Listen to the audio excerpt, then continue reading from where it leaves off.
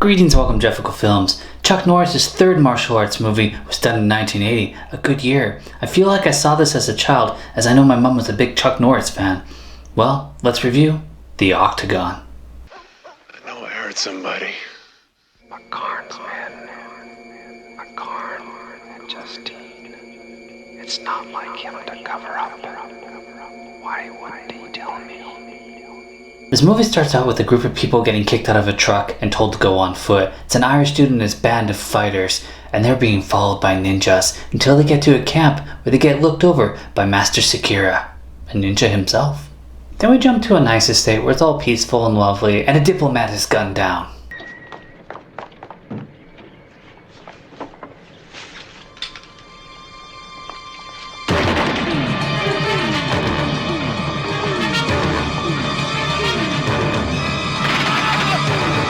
Then we see Scott James, played by Chuck Norris, a retired karate champion, and he's at a dance recital where his friend AJ is giving him the lay of the land, and he goes and talks to Nancy and successfully gets her out to dinner.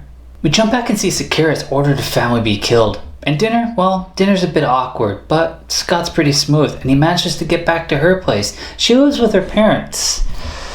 He also has a sweet narration that goes on in his head, and it goes in and out, but it's awesome. There's someone here.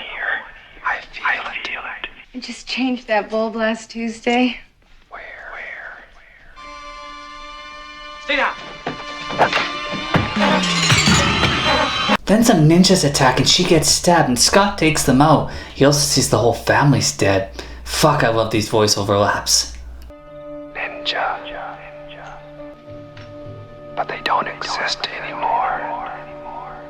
We jump to the ninja camp where all the recruits are told they will follow a code or their families and loved ones will die. Also, we find out Nancy's brother was one of the terrorists that was shot. We get a flashback of young Scott and his half-brother, Seikura. Only he can train ninjas. Scott visits McCarn, who tells him ninjas don't exist, and Scott says, well, if you hear anything, let me know, cause I am a ninja. And then we meet Quinine, who's played by Ernie Hudson, and he talks to AJ, and we find out that Scott doesn't compete anymore because he hurt a guy real bad. But Quinine thinks he should. Also, Scott pulls over and helps out Justine. She thanks him and says if he's ever in her neighborhood, he should stop by for a drink. And she gives him her address, and then she drives off with his keys. What are you doing here? You ended up with my keys. Oh, I'm mortified. No need, no harm done. Scott ends up going to her place and she apologizes and drives him back to his car. AJ's talking to Johan, but then he runs off and they play a game of cat and mouse, and just as Johan gets to drop on AJ, McCarn and his men show up and take him out. Driving back proves more difficult when a Firebird starts chasing them and shooting at them. She knows who they are, so they end up pulling over and having a little talk. Enemies that she inherited when her father died and she took over the family business.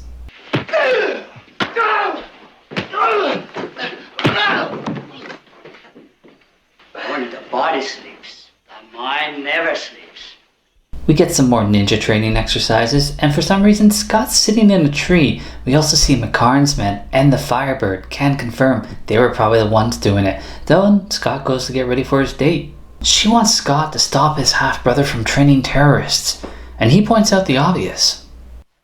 Well, I had hoped to entice you into taking a personal interest in things. That's an insult to both of us. It makes me stupid, and you a whore. Scott goes to leave. He doesn't want to believe his brother would be involved in this, and so he talks to AJ, who tells him Nancy was involved in this terrorist group before trying to leave. AJ says there's been outlaws for over 300 years, and he wants Scott to get off his ass and do something. So Scott makes a call and gets an assignment. Lessons are getting harder at ninja camp, and there's more recruits coming, and honestly they need to graduate some so they'll have room for the new recruits, but these guys aren't ready. I could outsword them. You can take this place and stick it!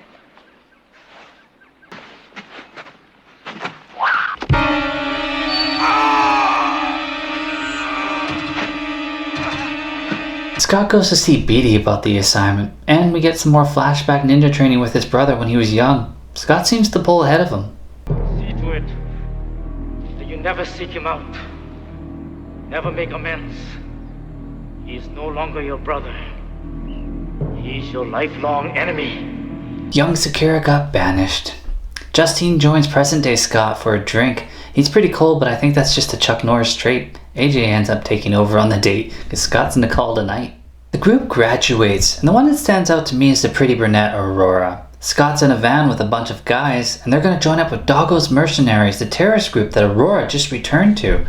They know he's not who he says he is, and he overplays his hand. Oh, shit! Shit!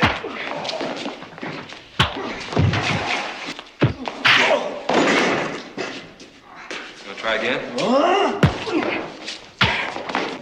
He ends up kicking a bunch of ass, and Doggo makes a call and asking about him. McCarn finds out that Tibor is actually leading all these terrorist groups and financing them, so he tells Scott, and Scott goes to have a talk with him. Back in Ninja Camp, we see that maybe not everybody graduated, because some of them are still there. Roy's checking out Scott's file. She's not really interested in being a pawn for Doggo, and drives off. She shows up at Scott's place, and my god, this dialogue. Everybody. My parents. Everyone. All sorts of horrible things could happen in the world, and nothing affected them. I wanted something to care about, something to live for. That's how I got mixed up with Doggo and ended up ultimately training with Seikura. Seikura sends people to deal with Doggo's failure, and Doggo is sick of dealing with him because he heard from Tibor that he won't take any more of his recruits. Aurora tells Scott her story as Justine is taken out like a few feet away from AJ and McCarn.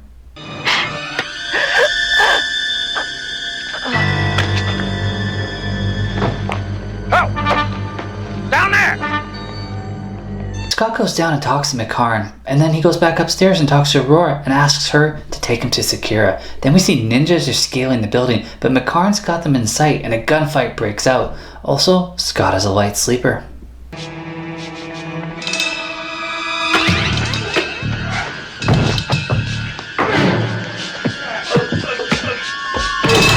McCarn took them all out, and the next day Scott and Aurora head out, and Seikura consents and starts training.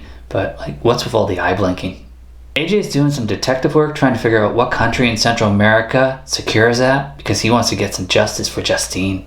It's a journey for all. Scott and Aurora spend the night in the hotel in separate beds and they talk, and he rejects her until the music makes a decision for him.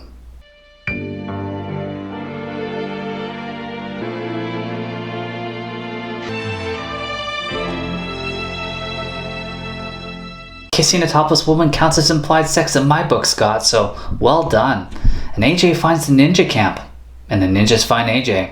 He's brought before Seikura, but he's not Scott, so he gets locked up. Scott dresses as a maskless ninja and has a dramatic talk with her. But how about this shot?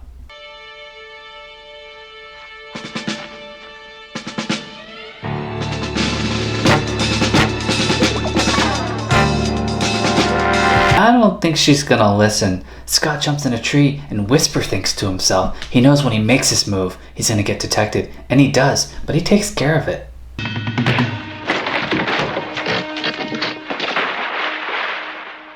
He stealthily breaks in, but knocking people out can be noisy work. Aurora drove off, but grabbed a gun and came back. And Scott gets locked in the cage and he sees Seikura and AJ.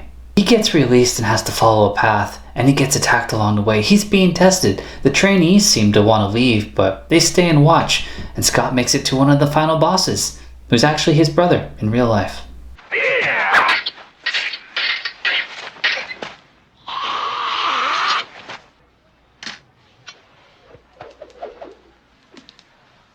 Ninja Man decides to switch to size, which is a range disadvantage in my books. The best thing about these kind of fights is Chuck Norris is his own stunt double, and it's a great drop kick, and he doesn't give up.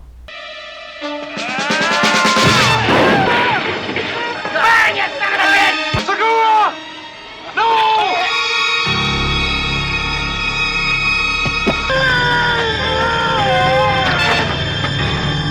Seikura kills AJ, and the recruits get involved and even up the numbers. Even Aurora shows up and starts gunning people down, but the Irish dude bites the dust.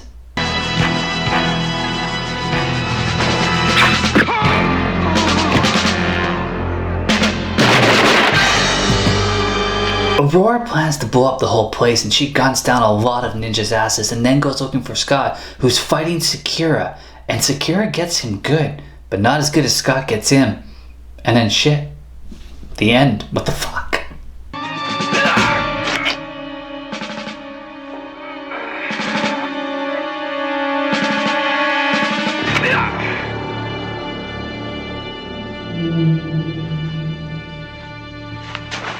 I would have liked to see more out of AJ, like a fight with Seikura because he's trying to prove himself that he's not Scott's backup dancer. I mean, he'd still lose, but it would have brought more gravitas to his death. I think it could have benefited from cutting down some of the characters and using that time to develop some of the good characters. Also, every female in this was like given this overly witty dialogue that was like super articulate but like pointless. Well, to sit in judgment, one has to care. To care, one has to allow oneself to be close to people. And I think Seikura ruined that for you. This was Norris' third movie right after A Force of One. Tadashi Yamashita played Seikura, and he also did 1985's Sword of Heaven, which is a movie I'm trying to find. Arthur Hindle, who played AJ, still going strong today at the age of 72. Good old Canadian boy. Eric Karson, who played Justine, well, she was in Starsky and Hutch, and she's still going strong today too.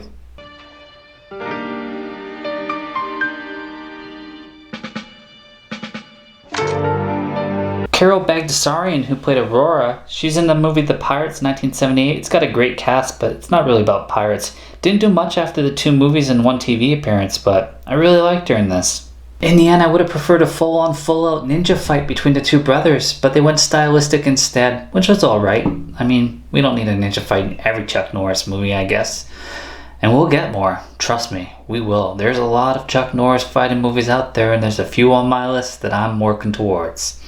And also, this movie introduced it. I was told that this was the one that introduced whispered thinking. I mean, it was so well done. I loved it. I cracked up a lot. I'm laughing at it, but it's also awesome that it's in it. Like, you're just sitting there and it's just like, ninjas. There's ninjas here. They did this. Like, what more could you ask for? Well, if you haven't checked it out and you like your martial arts fighting movies, this is definitely one of them to do. As always, thanks for watching.